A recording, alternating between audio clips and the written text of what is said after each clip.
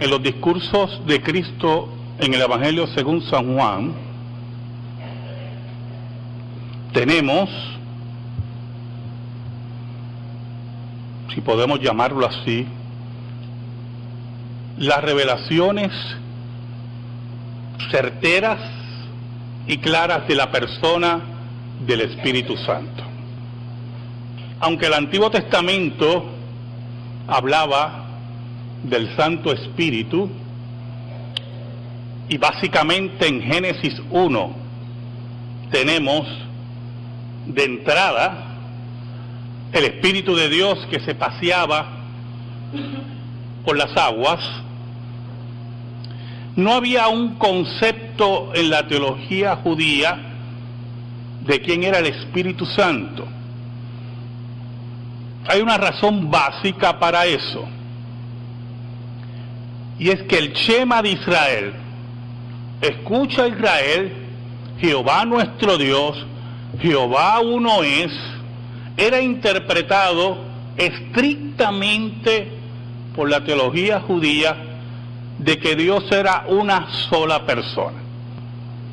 Para el judío, cuando la Biblia hablaba del Espíritu de Dios o del Santo Espíritu en el Antiguo Testamento, era más bien una manifestación de Dios mismo, del poder de Dios en cierta medida. Pero Cristo, en sus discursos en el Evangelio según San Juan, nos muestra que el Espíritu Santo era una persona que venía a sustituirlo a Él después que Él partiera. Y que el Espíritu de Dios tenía todas las características y atributos de la divinidad y de personalidad. Por lo tanto, el rompecabezas de Dios seguía complicándose, porque ya el Dios revelado del Nuevo Testamento no era una sola persona, pero el pasaje, la insistencia del Nuevo Testamento es que había un solo Dios. Quiero que me acompañen al pasaje de Efesios 1, versículos 13 y 14, en esta tercera parte de nuestros sermones, el rompecabezas de Dios. Oramos. Señor bueno, gracias te doy por el gran privilegio de exponer tu palabra. Perdona mis pecados. ¿Cuántas veces te he sido infiel y tú permaneces fiel? Escóndeme bajo la sombra de la cruz y que tú seas proclamado. Llega al corazón de aquellos que tú has predestinado para salvación y que posiblemente ha llegado la hora de su regeneración. Que esta palabra penetre como espada de dos filos. Que tú llegues a tu pueblo regenerado y le des consuelo, le des iluminación, le des fortaleza. Que los impíos, aquellos que no quieren saber de ti, esta palabra sea, como ha dicho el apóstol Pablo, condenación para sus vidas. Escúchanos, Señor. Ayúdame en esta tarde. Ha sido una semana muy fuerte y necesito de ti en esta hora. En el nombre de Jesús. Amén y amén. Cuando llega Pentecostés, en Pentecostés ocurre el cumplimiento de la profecía de Joel, y cuando leemos el libro de los Hechos, vemos la acción del Espíritu Santo nombrado por Lucas, el autor del libro de los Hechos, continuamente como aquel que interviene con la iglesia primitiva. Por lo tanto, la revelación del Nuevo Testamento que el apóstol Pablo va recibiendo es que la persona de Jesús no solamente era un Mesías político o un Mesías terrenal, sino que la persona de Jesús era Dios encarnado.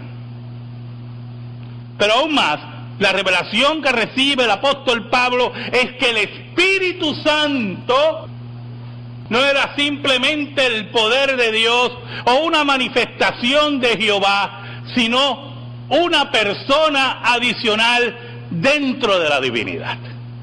Por eso, en los sermones que hemos tenido, en este gran pasaje de Efesios, vemos que Pablo, armando ese gran rompecabezas de Dios, habla primero del Padre, después habla del Hijo, y ahora introduce en este plan de salvación, en esta obra de soberanía de Dios, al Espíritu Santo. El versículo 13 dice: en él también vosotros, habiendo oído la palabra de verdad, el evangelio de vuestra salvación, y habiendo creído en él, fuisteis sellados con el Espíritu Santo de la promesa. El apóstol Pablo le habla a los miembros de la iglesia de Éfeso a base de un término que discutimos en los pasados sermones. Estos que me escuchan, estos que han creído a la palabra de verdad, que han oído la palabra de verdad, son aquellos que en la eternidad Dios ha señalado para salvación. Aquellos que han sido elegidos para salvación, que han sido predestinados para salvación. Por lo tanto, la seguridad de escuchar la palabra de verdad, el evangelio de vuestra salvación, está en los actos soberanos de Dios, que ningún hombre puede cuestionar y que ningún ser humano puede retar. Algunos muchas veces quieren buscar las razones de la elección y de la predestinación. ¿Por qué Dios escogió a un grupo para salvación? Pero como muy bien dice Juan Calvino, es un esfuerzo fútil de buscar las razones que solamente Dios ha puesto en su santa voluntad. Y Calvino decía que algunos levantan su cabeza buscando razones y levantan tanto la cabeza que se rompen el cuello, porque no quieren aceptar los actos soberanos de Dios. Pero esos actos soberanos de Dios en relación a la elección y a la predestinación garantizan que estos hombres y mujeres de Efesios conozcan, oigan y vivan el Evangelio de Cristo. ¿Sabe? Hace poco estaba comentando con algunos hermanos que vino una gran amiga de los Estados Unidos, porque su mamá cumplía 80 años, también conozco a su mamá, y es como si fueran, son varias muchachas, son como si fueran hermanas de crianza. Pero ella siempre ha insistido, de muchos años hacia acá, que ella es atea. Y entonces de vez en cuando pues sale el tema de religión entre nosotros, y lamentablemente para ella, yo no soy el adolescente que ella conoció. Y salió el tema, y yo le estaba hablando del Evangelio, y entonces ella estaba, pues, trancada en su punto. Su derecho tiene, todo el mundo tiene derecho a perderse, y estaba trancada en su punto, y en una le digo: escúchame bien, sabes que yo entiendo tu rechazo a esto, porque esto no es para todo el mundo. Esto es para aquellos que Dios ha señalado para salvación. Y si tú no estás en esa lista, entonces ya me completó la oración. Recuerde que ya estamos en un plano ya de incomodidad en la conversación. Y ella me completó, sí, no estoy en la lista, me pierdo, sí, pero como tú no crees en el infierno, me imagino que estás tranquila, ¿verdad? El problema es la intranquilidad después que mueras. Allí yo no te voy a poder ayudar. En Él, escuche bien, mire cómo dice el apóstol Pablo. En Él, hablando de Cristo, también vosotros, habiendo oído la palabra de verdad. ¿Y cuál es la palabra de verdad? Hace poco alguien me escribió, esos amigos que ustedes tienen en Facebook, y me decía que por qué las iglesias insisten que tienen la verdad. Entonces, una persona que aparentemente es creyente, bueno, va a una iglesia, y pues, y otras cositas más dijo, muy próspero, una persona. Pero entonces yo le contesté y le dije que las iglesias no son clubes sociales. Usted no viene aquí a ver cómo yo lo divierto. La labor de divertir le toca a los comediantes con los impíos. Y le decía, la labor de la iglesia de Cristo es proclamar la verdad. Y el apóstol Pablo nos dice aquí, en Él también vosotros, habiendo oído la palabra de verdad, el evangelio de vuestra salvación.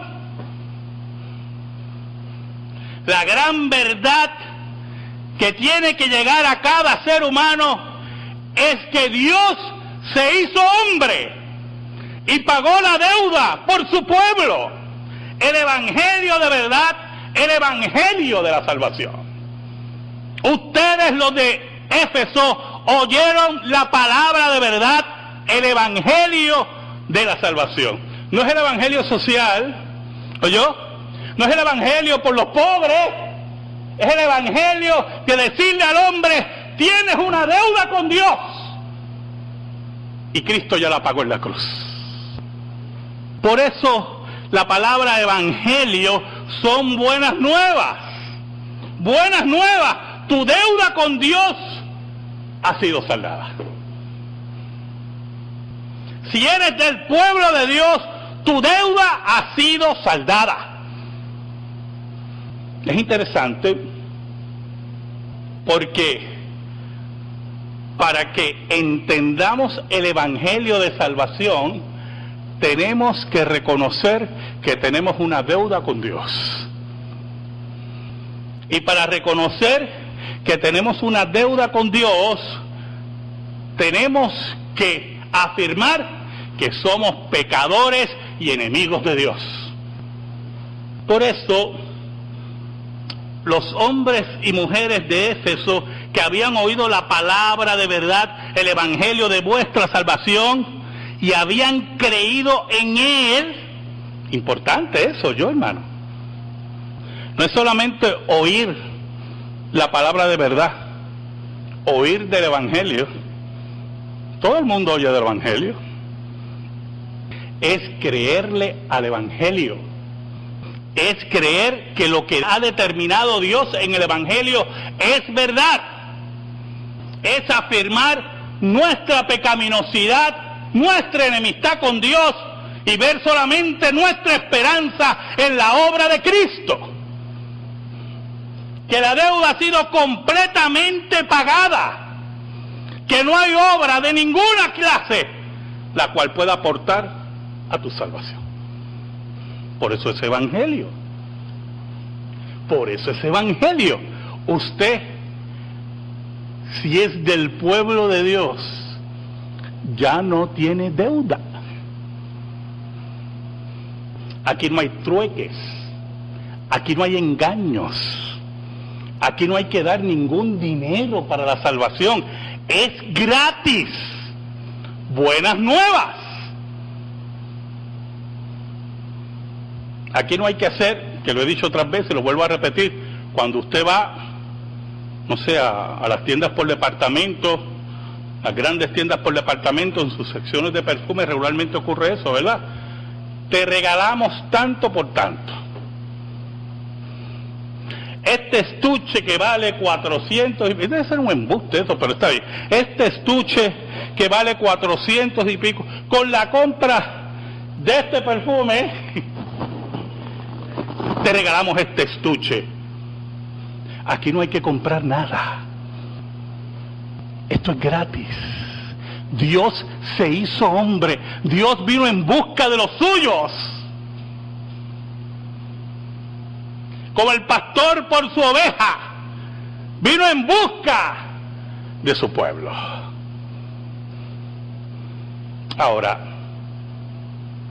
al creer en el Evangelio, hay una garantía que se te entrega. Hay un sello. ¿Sabe? El sello en la antigüedad, esa estampa que se ponía, es para garantizar la autenticidad de lo que se entregaba, de lo que existía. Todavía nosotros usamos eso. Usted lo oye. Yo me acuerdo en mi época, ¿verdad? Fue los otros días, pero en mi época, cuando Made in Japan era una porquería. ¿Usted se acuerda de eso? Eso es Made in Japan. ¿Se acuerda de eso? Ahora buscamos que diga Made in Japan y no queremos que diga Made in China. Tiene el sello, ¿verdad?, de la calidad japonesa, del trabajo de hombres y mujeres japoneses, de la inteligencia japonesa. Ese sello de garantía. Dice la Escritura: el Evangelio de vuestra salvación, y habiendo creído en él, fuisteis sellados con el Espíritu Santo de la promesa. El Espíritu de Dios, la tercera persona de la Trinidad, ha sido puesto dentro de nosotros como sello de Dios, como garantía que esa salvación y esa palabra de Dios es genuina, es auténtica. El sello, ¿sabe quién lo pone? Pues eso es muy importante, porque también se falsifican sellos. Posiblemente sea Made in Japan y posiblemente Made in, déjame no seguir mencionando países, que después esto llega a un país de eso y mandan una comisión. ¿Dónde? Y vamos a buscar ese pastor. ¿Dónde está ese pastor? No, míralo allí. Porque los sellos se falsifican, las monedas se falsifican. Pero cuando Dios pone el sello, no hay falsificación. ¿Sabes por qué? Porque cuando Dios pone el sello, fue Dios el que fabricó eso. Y los enemigos, escuche bien, de la seguridad de salvación, y los enemigos de la predestinación nos quieren hacer creer que lo que Dios fabrica y lo que Dios le pone el sello puede perderse, puede malograrse. ¿Qué cosa de Dios, qué cosa genuina de Dios se puede malograr? Es el sello de Dios, el Espíritu de Dios, es Dios mismo, Dios mismo. Por eso que el reino de las tinieblas busca continuamente que falsificar la obra de Dios, imitar la obra de Dios. Pero lo que no es genuino, no es genuino. Y tarde o temprano, su naturaleza verdadera saldrá. ¿Saben? En una ocasión, yo le mandé a poner las bandas de freno, los pads, como dicen en Castilla la Vieja, a un carro que tenía mi esposa. Entonces me preguntan, ¿originales? Sí, originales. Lamento lo que voy a decir ahora, pero Y a los 2 meses empieza a chillar, 3 meses empieza a chillar ese carro. Y yo le digo, pero ¿cómo es posible que esos pads ya están en el sensor? No puede ser. Entonces lo volvimos a llevar a otro mecánico, porque ya el primero perdió toda mi confianza. Y el otro mecánico me dijo, no, los pads están bien, es que no son genuinos, no son originales. Y como no son originales, empezaron a chillar, empezaron a gritar. ¿Sabes algo? El que no es original, tarde o temprano va a gritar, porque no tiene cabida en el pueblo de Dios. Y la palabra de Dios, la espada de 2 filos, lo va a hacer chillar, porque no es genuino. Porque lo que es genuino no engaña. Añade el apóstol Pablo, el Espíritu Santo, la tercera persona de la Trinidad, de la promesa, ese es nuestro sello, el Espíritu de Dios, que es las arras de nuestra herencia. ¿Sabe lo que es arras? Un pago anticipado, una visión de las glorias que vienen. El Espíritu de Dios que mora en nuestra vida, Dios mismo, es la garantía que un día nos vamos a reunir con Él. El Espíritu de Dios, ese que es soberano sobre la vida de todo hombre, es nuestra garantía que la tumba está vacía y que el Gólgota fue efectivo. ¿Sabe por qué es importante esa garantía? Muy importante, yo hermano. Aunque la analogía va a estar un poquito floja, escúchenla. En una ocasión se dañó la lavadora en casa y después de varios arreglos, pues ya Diana estaba protestando con razón. Yo ya estar arreglando eso, vamos a comprar una lavadora. Y es verdad. Y compramos una lavadora nueva de paquete. Y yo allá, hay que esté por lo menos 20 años más, como estuvo aquella. A los 6 meses, ¿qué a los 6 meses? Al mes ya estaba dando problemas.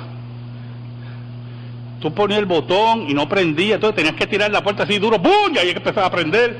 Y yo, ¿pero qué es esto?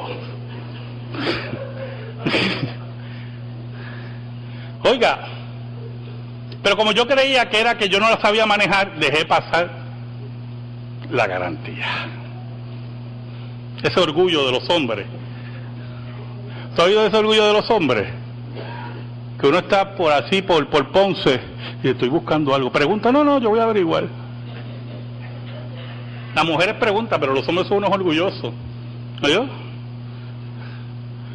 Oiga, y me cansé de tirar la puerta aquella, porque llegó un momento que no importaba cómo la tiraras, no prendí, y yo me preocupé. Y yo, rayo, esto se dañó aquí, compré otra lavadora. Y llamé a un mecánico, un joven excelente, se lo recomiendo. Y cuando veo la lavadora, esa lavadora se dañó. Para él era muy difícil que esa lavadora se haya dañado. Entonces yo le explico, me dice, ya yo sé. Y como era genuina, de calidad, hermano, está mejor que si fuera sido nueva. Y hace poco él fue por allá, porque tiene que hacer algo en casa, y me dice, ¿cómo está la lavadora? Muchos de esa lavadora está como si lo hubiera sacado. Porque lo que es genuino, aunque mire, algunas veces las velocidades no sean las mismas, siempre será genuino. Y aunque tú y yo, algunas veces la velocidad, escuche bien, algunas veces patine, o algún problema en nuestra vida, y hayan cuestionamientos y le preguntemos a Dios, ¿qué pasa, Señor?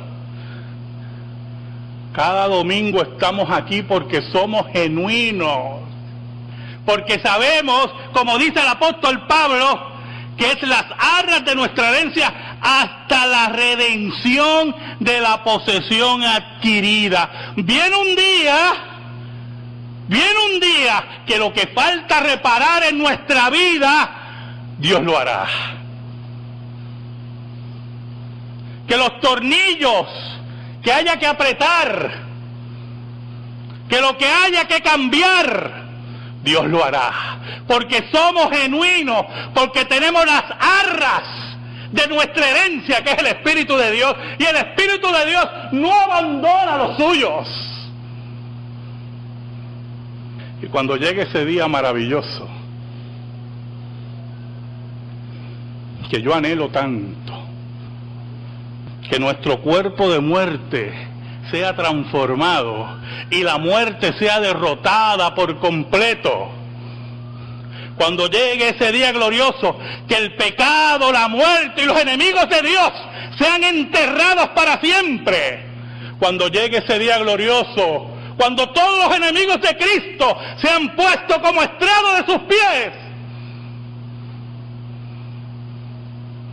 En ese día sabrás que lo que hizo Dios en tu vida fue genuino. Porque ¿sabes algo? Tú no has aportado nada aquí.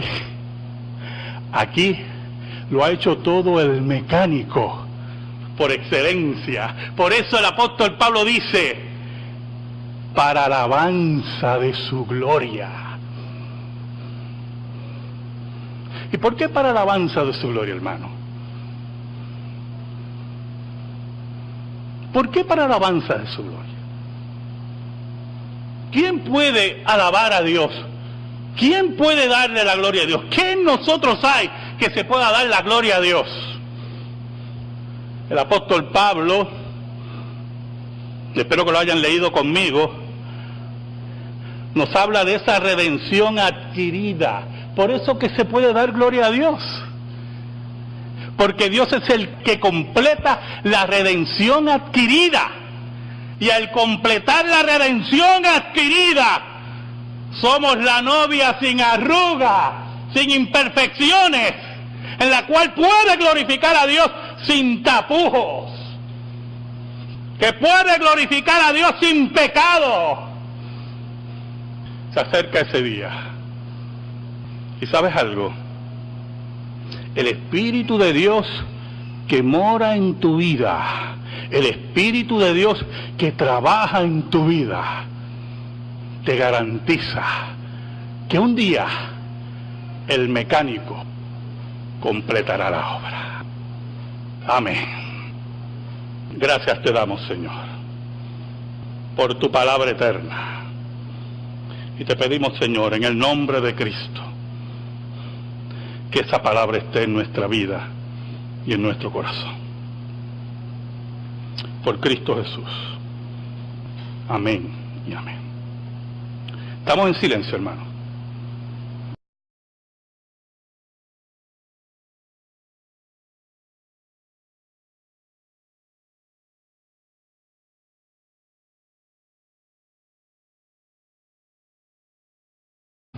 En sus discursos en el Evangelio según San Juan, nos muestra que el Espíritu Santo era una persona que venía a sustituirlo a él después que él partiera. Y que el Espíritu de Dios tenía todas las características y atributos de la divinidad y de personalidad. Por lo tanto, el rompecabezas de Dios seguía complicándose, porque ya el Dios revelado del Nuevo Testamento no era una sola persona, pero el pasaje, la insistencia del Nuevo, de quién era el Espíritu Santo. Hay una razón básica para eso. Y es que el Shema de Israel, escucha Israel, Jehová nuestro Dios, Jehová uno es, era interpretado estrictamente por la teología judía de que Dios era una sola persona. Para el judío, cuando la Biblia hablaba del Espíritu de Dios o del Santo Espíritu en el Antiguo Testamento, era más bien una manifestación de Dios mismo, del poder de Dios en cierta medida. Pero Cristo, Testamento, es que había un solo Dios. Quiero que me acompañen al pasaje de Efesios 1, versículos 13 y 14, en esta tercera parte de nuestros sermones, el rompecabezas de Dios. Oramos. Señor bueno, gracias te doy por el gran privilegio de exponer tu palabra. Perdona mis pecados.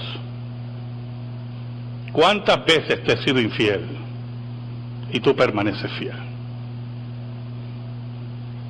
Escóndeme bajo la sombra de la cruz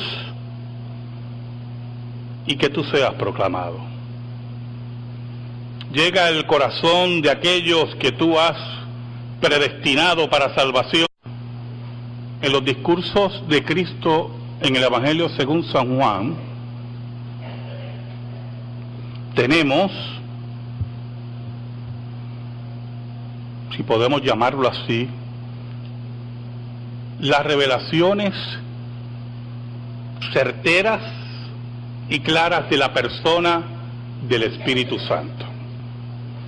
Aunque el Antiguo Testamento hablaba del Santo Espíritu, y básicamente en Génesis 1 tenemos de entrada el Espíritu de Dios que se paseaba por las aguas,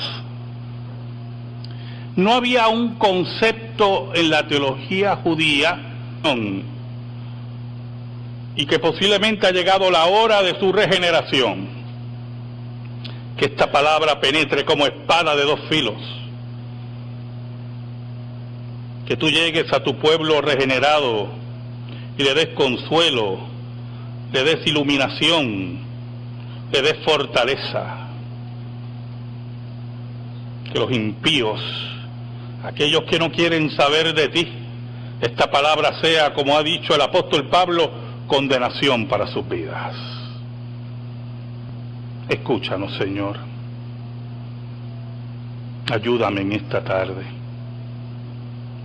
Ha sido una semana muy fuerte y necesito de ti en esta hora. En el nombre de Jesús.